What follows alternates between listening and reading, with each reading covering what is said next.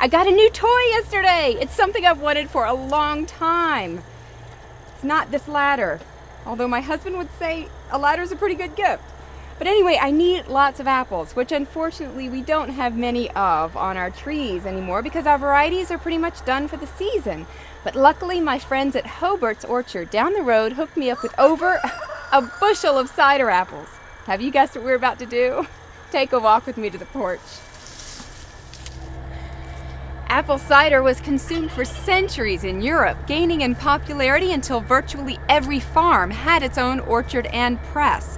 When America was settled, colonists brought seeds specifically for growing cider apples.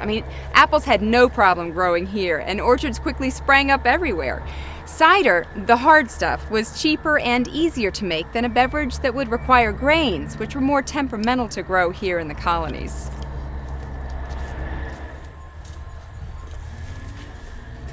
Now in the 1650s, if you were a colonist, a skilled craftsman called a cooper would have been responsible for constructing your apple press.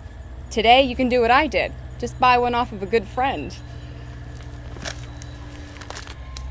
This is the cider press. It belonged to my friend Jim, whose family used it for years. So let's take a look at the parts. This is the basket where we'll add our whole apples. The handle, when you turn the handle, drives the gears and the flywheel, which in turn moves the mill to crush the apples. Once your apples are crushed, they fall below into the basket. So your cider press is actually two parts, the mill and the press. When you mill your apples, you're scratting them. Once the apples fall to your basket, you've collected pumice. We're going to use our handle in our press to turn the press, which will push on the pumice and extract the juice. I picked up a bushel of apples from the orchard because I read online a bushel of apples, if we're lucky, will give us about 2 to 3 gallons of cider. Cider apples really are just a mixture of sweet and tart varieties, and they don't have to be perfect, like this one. But they do have to be free of spoilage. See that? We're going to get rid of that.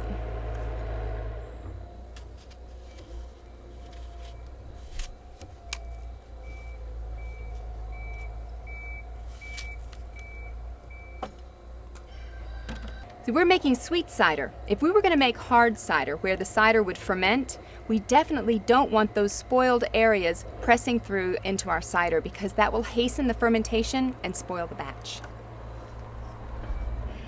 So we're going to line our basket with a clean laundry bag and then put 2 layers of cheesecloth inside the laundry bag.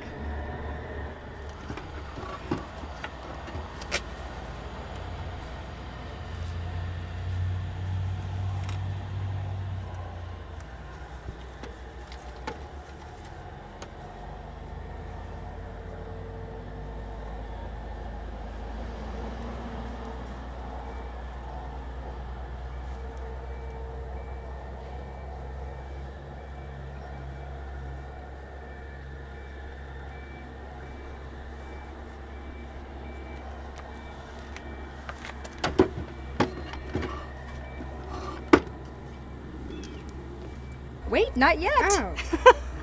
I called in the muscle. So he's going to crank while I add the apples to the basket. Are you ready? Yeah. You sure? Yeah, I'm ready.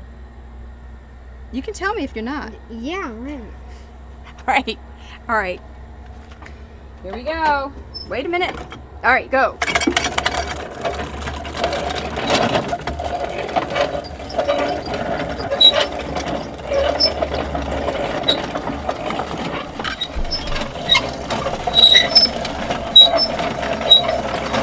So loud.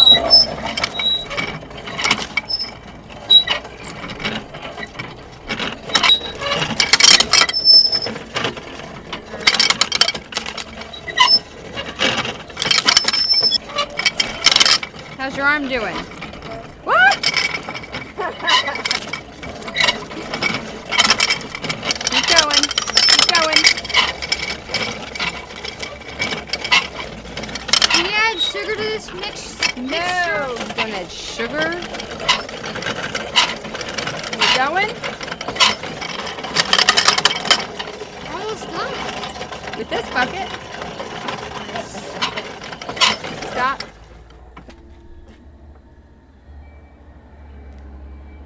All right, we've got some big chunks and some little chunks.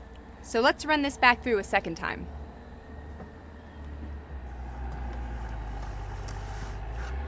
I'm loving the laundry bag.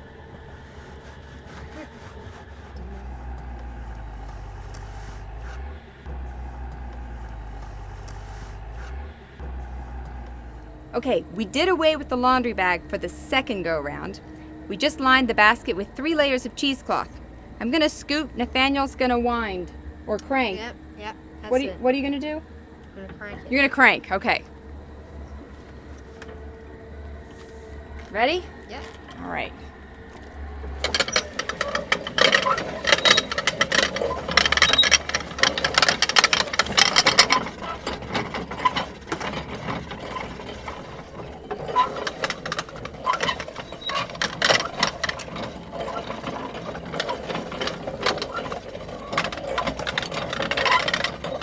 Awesome. All right, stop, babe. Stop. Okay.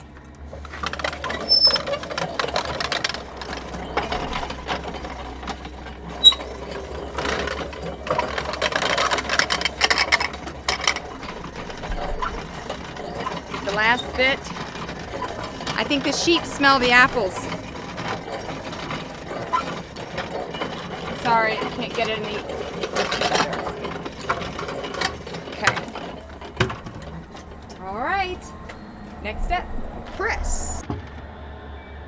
Do you remember what we're going to do next? Yes. What are we going to do? We're going to take the cover. We're going to put the cheesecloth in, put the cover on top, Right? then wind this down, pressing all of the liquids through the trough into the bowl. The kid's got it. He's got muscles in his arms and muscles in his head. Let's do it. Cheesecloth. On top.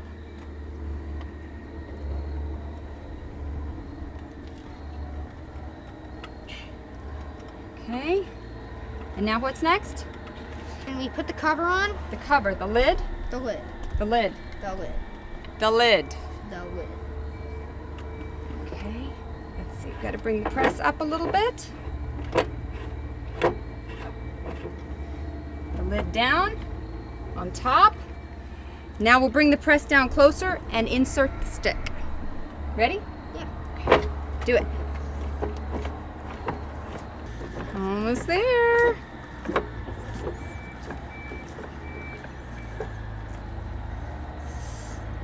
Keep going till your arms can't do it, and then we'll get the stick involved.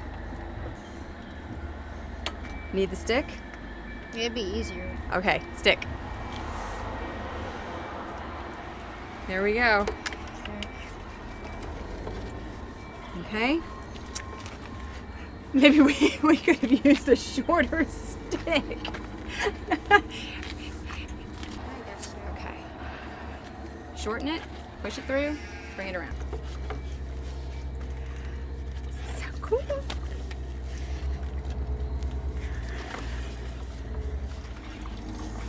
I would cut the stick. Wow. Check that out.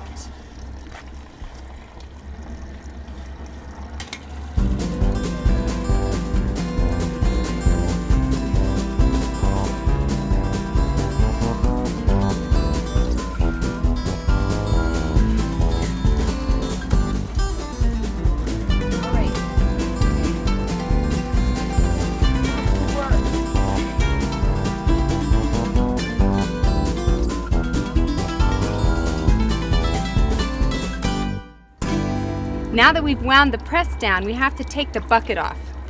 Let's loosen this screw.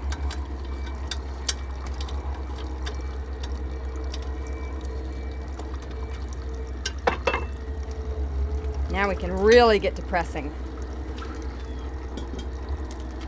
Okay, back to work. I don't know if, I think the stick might give, guys. It might be time to call Dad in. You think? What? Yeah.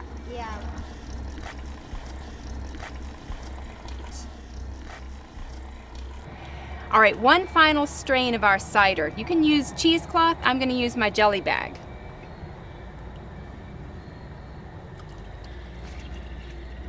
Doesn't that look good?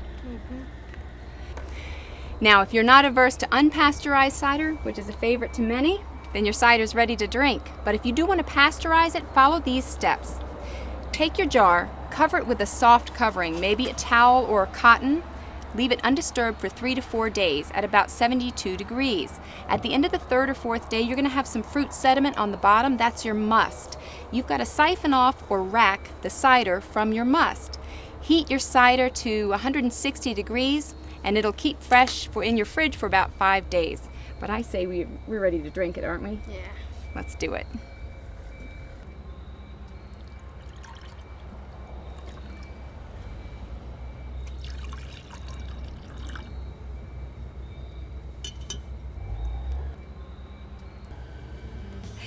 So we happen to get our cider press at the end of the season, but we'll clean it up. And store it for next fall so we can get some early cider making. Yeah. Hey, here's to us.